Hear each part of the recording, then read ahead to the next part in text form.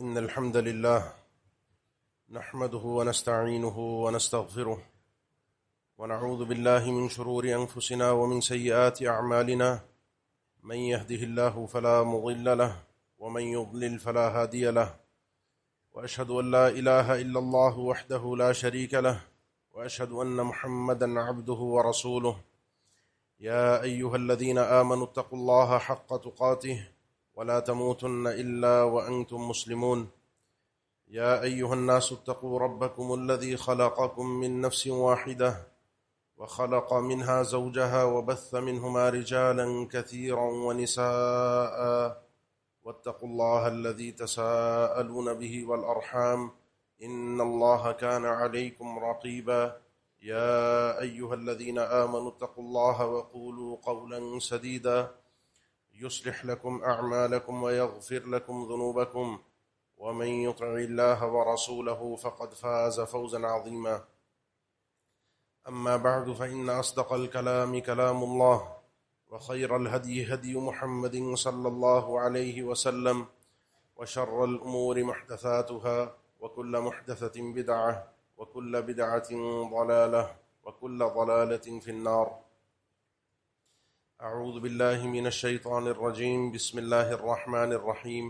فاعلم أنه لا إله إلا الله واستغفر لذنبك وللمؤمنين والمؤمنات والله يعلم متقلبكم ومثواكم.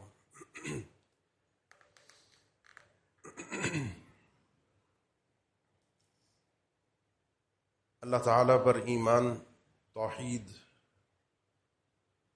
اسی مقصد کے لیے ہم پیدا ہوئے ہیں. اس توحید پر، اس ایمان پر استقامت اور استمرار یہ ضروری ہے. اس کے بغیر آخرت میں نجات ممکن نہیں ہے.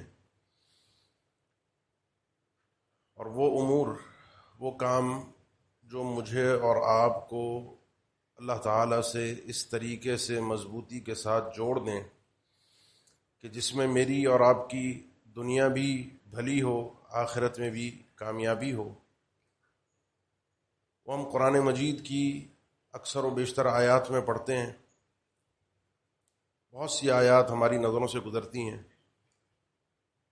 اور عدم توجہی کی بنا پر اس پر عمل ہمارا اس طریقے سے ہو نہیں پاتا جس طریقے سے ہمیں قرآن میں حکم دیا گیا ہے عمل کرنے کا.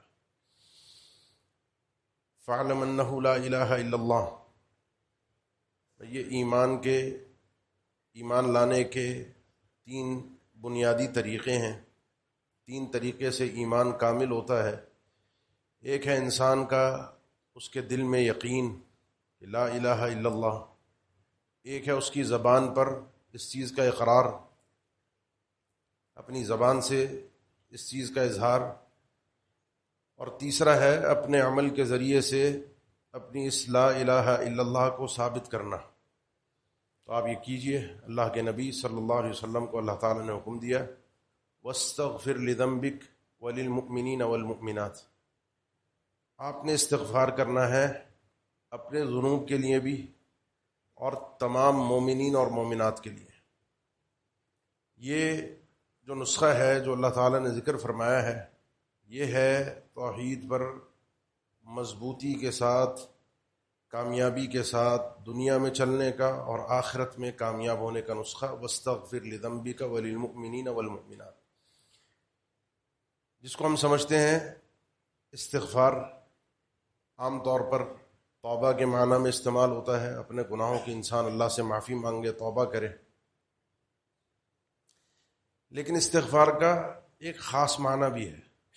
گناہوں کی معافی کے ساتھ ساتھ ایک خاص معنی بھی ہے کہ یہ میرے اور آپ کے اندر چھپا ہوا جو کہیں نہ کہیں کوئی نہ کوئی شرک، کوئی غیر اللہ کی طرف نظریں، بعض اوقات انسان کا اپنا نفس خود طاغوت اور بت بن کے انسان اس کو کھڑا کر دیتا ہے اپنے رب کے سامنے، اس کو اپنا نفس آڑے آ جاتا ہے. ان ساری چیزوں کا علاج اس کلمے میں، اس میں وہ عاجزی ہے، وہ انکساری ہے، وہ تواضع ہے اللہ کے سامنے. انسان کا اپنے آپ کو اس انداز میں کمتر اور حقیر کر کے پیش کرنا ہے کہ جس میں انسان یہ سمجھتا ہے کہ اللہ سے بڑھ کر حقیقت میں کوئی نہیں ہے. تھوڑا سا میرے ساتھ سمجھیے گا. ہمیں اللہ تعالیٰ نے حکم دیا ہے، اللہ کے نبی صلی اللہ علیہ وسلم نماز پڑھتے تھے تو نماز کے بعد 3 بار استغفر اللہ استغفر اللہ استغفر اللہ. یہ ذکر فرض کے ختم ہونے کے بعد ہے. ثم افیضوا من حیث افاض الناس واستغفر اللہ. حج کے لیے جب عرفات سے میدان مزدلفہ اور حج کا یہ اہم رکن ادا ہو گیا، اب 10 تاریخ کے جو اہم کام ہیں وہ ادا ہو رہے ہیں، تقریباً حج ادا ہو گیا. اب آخری 2 دن جو منی کے ہوتے ہیں وہ انسان کے پاس عموماً فراغت کے دن ہوتے ہیں، اور اس میں حجاج کرام سوائے تبصروں کے، سوائے ادھر ادھر کی باتوں کے، اس دور میں بھی یہی ہوتا تھا. فاذکروا اللہ کذکرکم آباءکم واشد ذکرا. وہ بیٹھتے تھے، محفلیں لگتی تھی، ہر کوئی اپنے اپنے خاندان کی بڑائی بیان کرتا تھا. میں یوں، میں اس خاندان کا، میرا یہ کام، میرا یہ کارنامہ. آج کے دور میں سیاسی تبصرے، جو گروپ لیڈر آپ کو لے کر گیا اس نے آپ سے کتنا کمایا، کتنا دھوکہ دیا، سعودی حکومت کیا کر رہی ہے، کیا نہیں کر رہی، انتظامات. حج میں آنے کے بعد یہ 2 دن بڑے قیمتی، جو آخر میں جب پورا ہو جاتا ہے نا انسان فارغ ہو گیا. اب ان تبصروں کے بجائے اپنے رب کو یاد کرو اور اپنے رب کا ذکر کرو. ان دنوں میں کثرت کے ساتھ اللہ تعالیٰ نے استغفار کا حکم دیا. حج کا اینڈ ہو جائے ثم افیضوا من حیث افاض الناس واستغفر اللہ.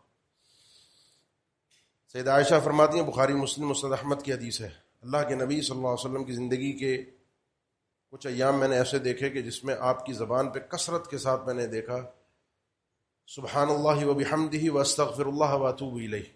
آپ صلی اللہ علیہ وسلم ویسے ہی. سیدنا عبداللہ ابن عمر فرماتے ہیں رضی اللہ عنہ، کسی محفل میں ہم اللہ کے نبی صلی اللہ علیہ وسلم کے ساتھ بیٹھے ہوتے، اس محفل میں آپ صلی اللہ علیہ وسلم کو یہ جملہ ہم کثرت سے کہتے ہوئے سنتے، رب اغفر لی وتب علی انک انت التواب الرحیم. 100 مرتبہ رب اغفر لی وتب علی انک انت التواب الرحیم. آپ صلی اللہ علیہ وسلم کثرت کے ساتھ یہ کام پہلے ہی کرتے تھے، لیکن فرمائے ان دنوں میں سیدہ عائشہ فرماتی ہیں آپ کا یہ انداز تبدیل ہو گیا، سبحان اللہ وبحمدہ اور واستغفر اللہ واتوب الیہ.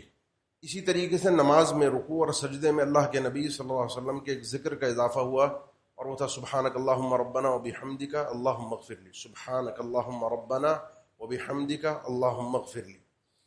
3 چیزیں ہیں اس میں، ایک ہے سبحان اللہ، ایک ہے اللہ کی حمد الحمدللہ یا وبحمدہ، اور تیسرا ہے استغفار.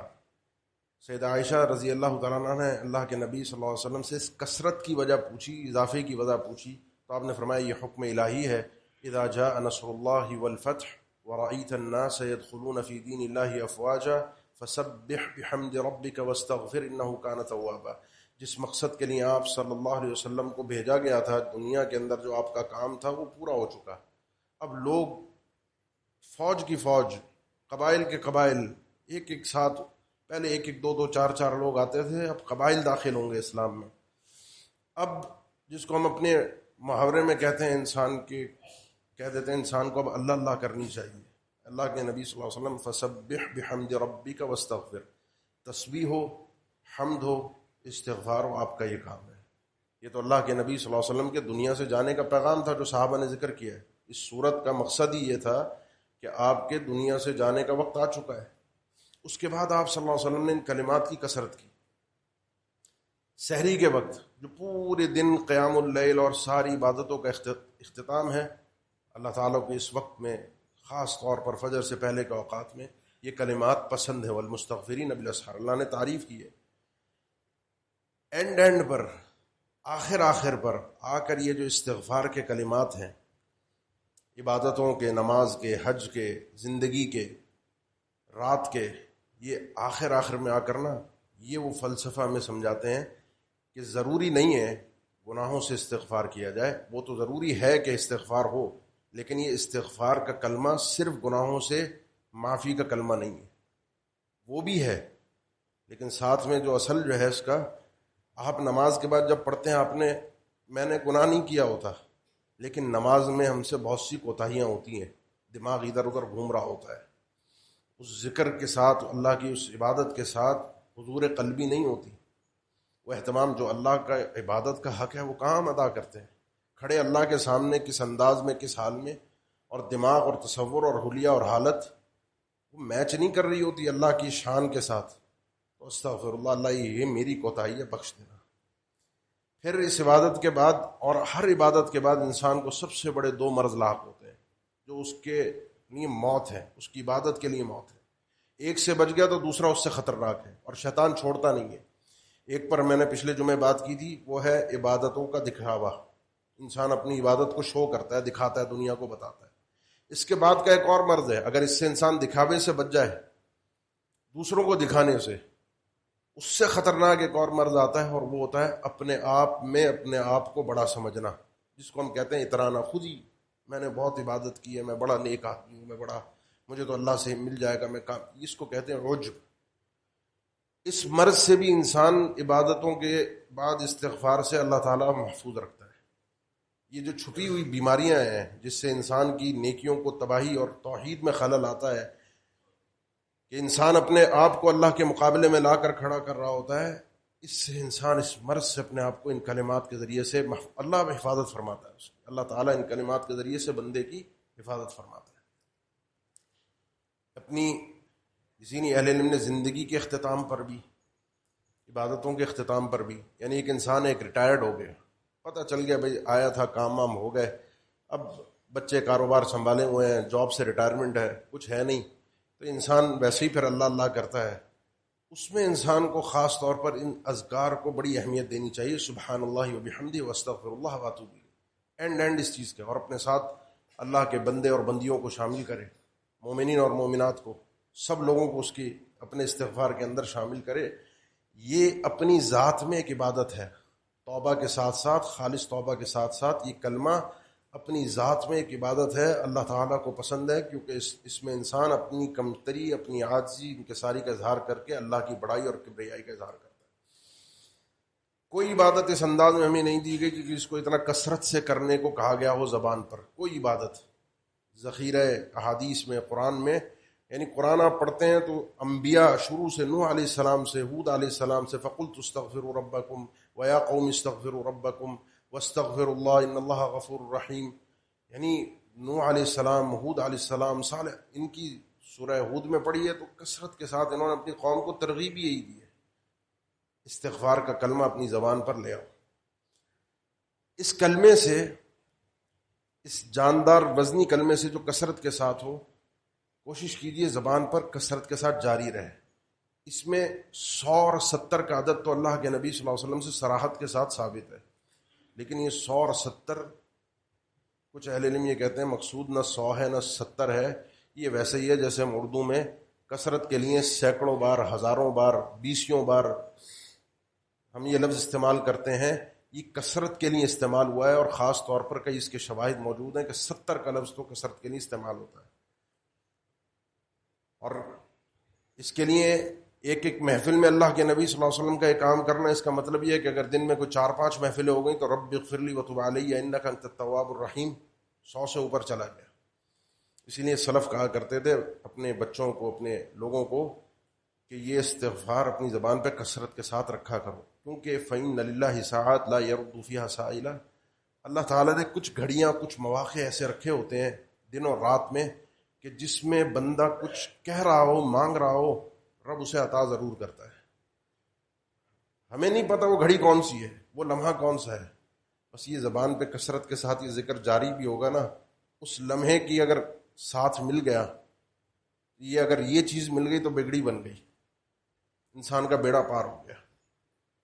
اس لیے انسان کو ان کلمات کو سمجھنا چاہیے، اس کے پیچھے جو فلسفہ ہے اس کو اپنے دل و دماغ میں بٹھانا چاہیے۔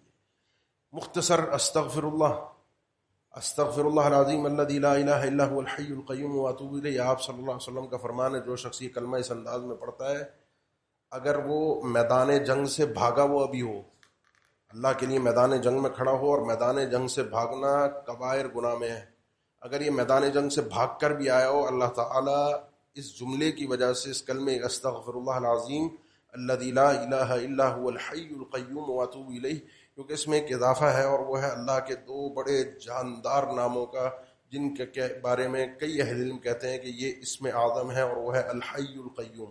بڑے قیمتی اللہ کے بڑے نام ہیں، بڑے پیارے، جن کے ذریعے سے، جن کے واسطے سے، جن کا ذکر کر کے ہم اللہ کی بڑائی اور کبریائی بیان کر کے اپنی کمتری، عاجزی، انکساری بیان کرتے ہیں۔ استغفر اللہ العظیم الذی لا الہ الا هو الحی القیوم واتوب الیہ. اور جس کو سید الاستغفار اہل علم نے کہا ہے، جس کے اندر استغفار کی جامعیت پوری طرح سے داخل ہو چکی ہے، جو صبح شام کے اذکار میں ہے. اللہم انت ربی لا الہ الا انت خلقتنی وانا عبدک وانا علی عہدک ووعدک ما استطعت اعوذ بک من شر ما صنعت وابوء لک بنعمتک علی وابوء بذنبی فاغفر لی فانہ لا یغفر الذنوب الا انت. ان کلمات کو اپنی توحید کے لیے، اللہ سے رابطے کے لیے، چلتے پھرتے اٹھتے بیٹھتے، مسجد آ رہا ہے انسان، جا رہا ہے، رات کو سونے کے لیے لیٹا ہے، فارغ اوقات ہیں، الٹا سیدھا سوچنے کے بجائے، ادھر ادھر کے معاملات پر غور و فکر کرنے کے بجائے، سیاسی معاملات، دنیا کے معاملات، ادھر ادھر کے معاملات کے اوپر تبصروں کے بجائے انسان اپنے نامہ اعمال کو صاف ستھرا رکھے.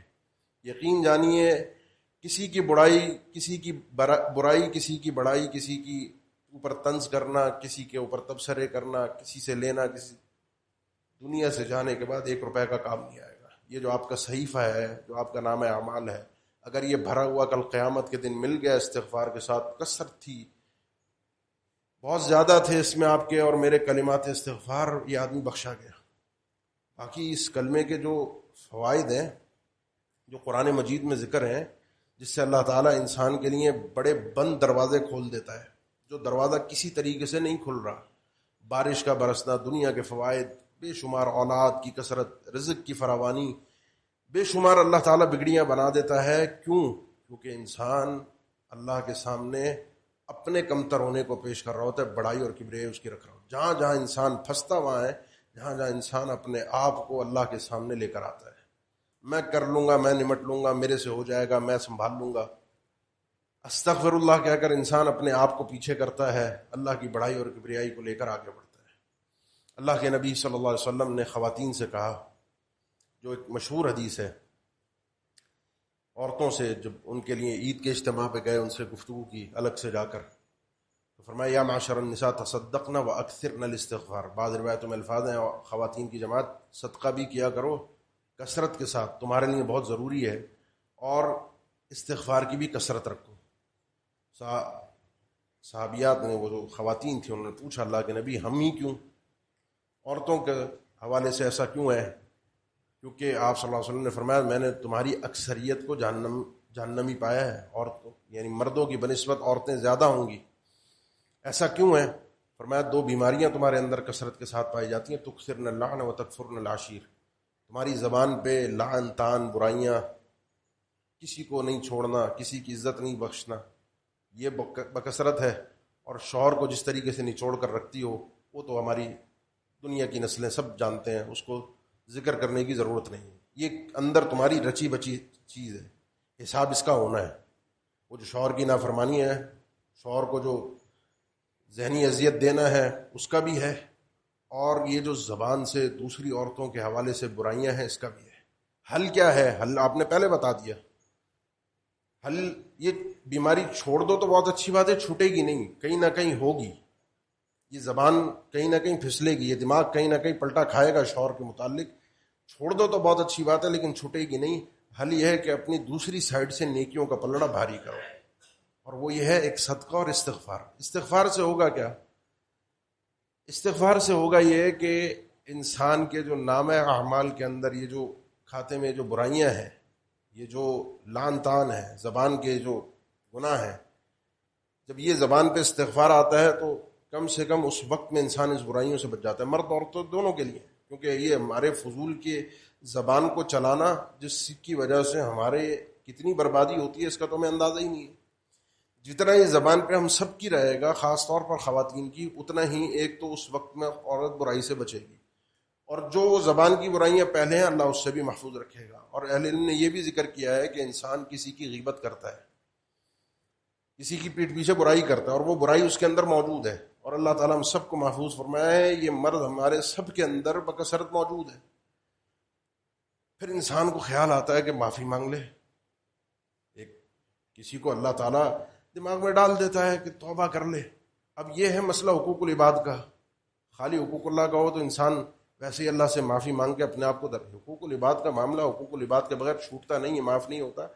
تو غیبت کے معاملے میں اہل علم نے اس کی توبہ کے جو طریقے ذکر کیے، ان میں ایک طریقہ یہی ہے کہ انسان کسی کو بتائے کہ میں نے تمہاری غیبت کی ہے، تو وہاں اگر فساد اور جھگڑے کا اور مزید معاملے کے بگڑنے کا خطرہ ہو، اس انسان کی طبیعت اور مزاج ایسا ہے کہ اس کو اگر پتہ چل گیا میں نے اس کی برائی کی اور میں خود ہی جا کر معافی بھی مانگ رہا ہوں تو بخشنا نہیں ہے بلکہ اور جھگڑا فساد بڑھے گا، تو اس صورت کے اندر خاص طور پر ویسے بھی کسی سے آپ معافی مانگ بھی لیں تب بھی اگر آپ نے کسی کی برائی کی ہے پیٹھ پیچھے حساب تو دینا، اور وہ برائی جو اس کے اندر موجود ہے حقیقت میں، یعنی وہ خامی، وہ کوتاہی، وہ غلطی اس بندے کے اندر موجود ہے اور پیٹھ پیچھے میں اس کے بات کر رہا ہوں، معافی کا خیال آ جائے تو عورتیں بھی سنیں، مرد بھی سنیں، اللہ کے نبی صلی اللہ علیہ وسلم نے اس کے لیے استغفار کہا ہے، اپنے لیے بھی اور بعض روایات میں اس آدمی کے لیے بھی جس کی آپ نے غیبت کی ہے، اس بندے کے لیے بھی جس کی آپ نے پیٹھ پیچھے برائی کی ہے۔ کثرت کے ساتھ جو استغفار ہے یہ انسان کو ان برائیوں سے، ان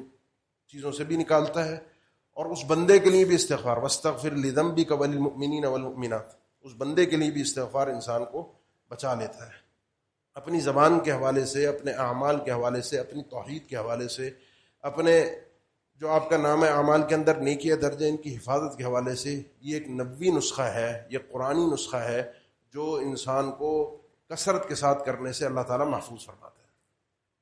وہ معاملات جو اس وقت اجتماعی شکل کے اندر ہمارے ساتھ ہو رہے ہیں اور بکثرت اور پے در پے ہو رہے ہیں، ایک کے بعد ایک ہو رہے ہیں، اور جس کی طرف ہم توجہ نہیں کر پا رہے، مطلب کبھی سیلاب کا آنا، کبھی زلزلوں کا آنا، کبھی معاشی پریشانی، کووڈ کے بعد سے 2017-18 کے بعد سے تو دنیا کے احوال جس انداز سے بدل رہے ہیں میں اور آپ سمجھ نہیں پا رہے ہیں۔ تبصرے تو ہم ظاہری چیزوں پر کرتے ہیں، یہ وجہ یہ وجہ یہ وجہ، جس کی وجہ سے گناہوں کی کثرت، حرام خوری کی کثرت، حرام راستے آسان ہو جانا، انسان کے نیکیوں کا برباد ہو جانا، انسان کا اللہ سے غافل ہو جانا، یہ جو ایمانی موت ہے اس پر تو توجہ ہی نہیں جاتی۔ جب توجہ نہیں جا رہی تو ہلکی انسان فکر کیسے کرے گا؟ اس کے لیے سب سے پہلے جو ہم اللہ سے لڑ رہے ہیں بیٹھ کے، اللہ سے لڑائی کو ختم کرنا پڑے گا۔ اس کے لیے اللہ سے یہ استغفار کا اجتماعی شکل میں، جو اجتماعی ہم پر ایک اللہ کی طرف سے ایک پکڑ چل رہی ہے، ایک تکلیفوں میں مبتلا ہیں، یہ جو جھنجھوڑنا ہے اللہ کا وَلَنُذِيقَنَّهُم مِّنَ الْعَذَابِ الْأَدْنَىٰ دُونَ الْعَذَابِ الْأَكْبَرِ لَعَلَّهُمْ يَرْجِعُونَ، یہ چھوٹے چھوٹے جھٹکے دے کر، چھوٹے چھوٹے مسائل پیدا کر کے اللہ بندے کو اپنی طرف بلاتا ہے اس بڑے عذاب کے آنے سے پہلے۔ بندہ وہاں یہاں سمجھ جائے وہاں بچ جائے گا۔